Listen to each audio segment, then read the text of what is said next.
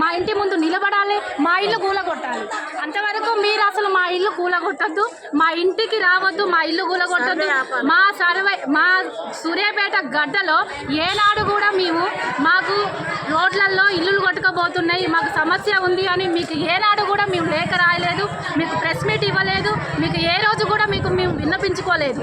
కోదాడలో, ఖమ్మంలో రోడ్లలో, వాటర్లలో కార్లు కొట్టుకోపోయినాయి, ఇల్లులు కొట్టుకోపోయినాయి. ప్రతి ఒక్కరు వాళ్ళ సమస్యను వాళ్ళు ఫేస్ చేస్తున్నారు. మాకైతే ఇంతవరకు ఏది లేదు కారణ మీరెందుకు మా మీద ఆలోచన చేస్తున్నారు?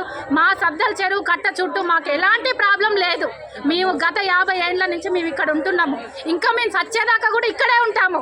మేము చచ్చినా కూడా ఇక్కడే ఉంటాము. ఇక్కడే పెట్టాలి మమ్మల్ని. కానీ మా ఇల్లులు మాత్రం మీరు ఎలాంటి హాని చేయొద్దు.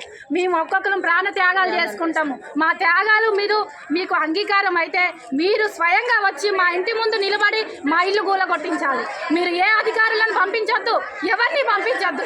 ఏ రెవెన్యూ శాఖ వద్దు మాకు, ఏ కమిషనర్ వద్దు, ఏ మున్సిపాలిటీ వద్దు, ఎవరు వద్దు మాకు. మీరు స్వయంగా వచ్చి మీరు మా ఇంటి ముందు నిలబడి ఇల్లు కూలగొట్టించండి. అది అంతే చాలు మాకు.